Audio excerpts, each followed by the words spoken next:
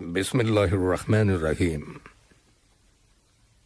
یہ ریڈیو قطر FM 107 ہے۔ اب آپ محمود احمد سے خبریں سنیے۔ ابتدا میں پیش خدمت ہیں اہم خبروں کی سرخیاں۔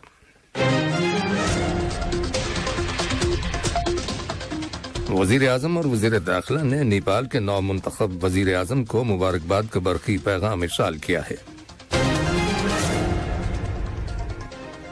قطر ہلال احمر سوسائٹی نے یمن میں غریب خاندانوں کو فوڈ پارسلز فراہم کرنے کے ایک پروجیکٹ کا آغاز کیا ہے۔ قابض اسرائیلی فوج نے کل فلسطینی شہداء کی لاشوں کی رہائی کا مطالبہ کرنے والے مظاہرین پر گولی چلا دی، جس کے نتیجے میں 11 فلسطینی شہید ہو گئے۔ اور اقوام متحدہ کی سلامتی کونسل نے افغانستان میں طالبان کی زیر قیادت انتظامیہ کی جانب سے خواتین کے یونیورسٹیوں میں جانے یا انسانی امدادی گروپوں کے لیے کام کرنے پر پابندی کی سخت مذمت کی ہے۔ یہ تھی اہم خبروں کی سرخیاں، اور اب سے چند لمحوں بعد تفصیل سے خبریں نشر کی جائیں گی۔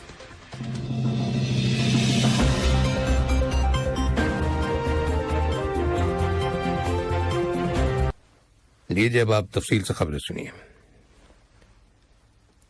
وزیر اعظم اور وزیر داخلہ شیخ خالد بن خلیفہ بن عبدالعزیز آل ثانی نے پوشا کامل دوہل کو نیپال کے وزیر اعظم کے عہدے کا حلف اٹھانے کے موقع پر مبارکباد کا برقی پیغام ارسال کیا ہے اور ان کے فرائض کی انجام دہی میں کامیابی کے لیے نیک خواہشات کا اظہار کیا ہے۔ قطر ہلال احمر سوسائٹی QRCS نے یمن ریڈ کریسنٹ سوسائٹی YRCS کے ساتھ شراکت میں یمن کے 8 گورنریٹس میں غریب خاندانوں کو فوڈ پارسلز فراہم کرنے کے ایک پروجیکٹ کا آغاز کیا ہے۔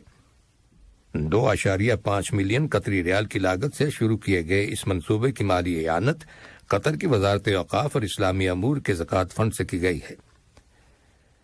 یمن کی حکومت نے اس انسانی امداد کے لیے قطر ہلال احمر سوسائٹی اور قطر زکوٰۃ فنڈ کا شکریہ ادا کیا ہے۔ قطر چیریٹی نے پاکستان کے صوبہ سندھ کے 2 اضلاع میں لوگوں کو صاف پانی کی فراہمی کے لیے متعدد اسٹیشنز اور واٹر پمپس لگانے کا اعلان کیا ہے۔ توقع ہے کہ 3000 سے زائد افراد اس سے مستفید ہوں گے۔ قطر نیوز ایجنسی QNA کی رپورٹ کے مطابق پاکستان میں قطر چیریٹی کے دفتر نے سنجار کے علاقے میں شمسی توانائی سے چلنے والے 3 اسٹیشنز اور 10 مینول واٹر پمپ نصب کیے ہیں، جبکہ خیرپور کے علاقے میں 3 واٹر اسٹیشنز اور 10 ہینڈ پمپ لگائے گئے ہیں۔ یہ وہ علاقے ہیں جو خشک سالی اور پانی کے وسائل کی کمی کا شکار ہیں۔ حکومت پاکستان نے پاکستانی عوام کی جانب سے قطر چیریٹی کا شکریہ ادا کرتے ہوئے کہا ہے کہ پانی زندگی ہے اور قطر چیریٹی نے ہمیں انتہائی ضرورت مند علاقوں میں پانی فراہم کرنے میں مدد دی ہے۔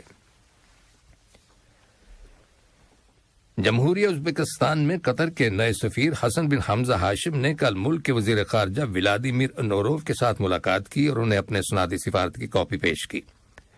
ملاقات کے دوران دونوں ملکوں کے تعلقات اور باہمی دلچسپی کے معاملات پر تبادلہ خیال کیا گیا۔ عمان کے سلطان حیثم بن طارق کو جاپان کے وزیر اعظم فیومی کشیدا کی جانب سے ایک تحریری پیغام موصول ہوا ہے، جس کا تعلق 2 طرفہ تعلقات اور مشترکہ دلچسپی کے امور سے ہے۔ عمان کے دورے پر گئے ہوئے جاپان کے وزیر اقتصادیات، تجارت اور صنعت نشی مورا یاسو توشی نے سلطان حیثم بن طارق کے ساتھ ملاقات کی اور انہیں اپنے ملک کے وزیر اعظم کا مذکورہ پیغام پہنچایا۔ ملاقات میں دونوں ملکوں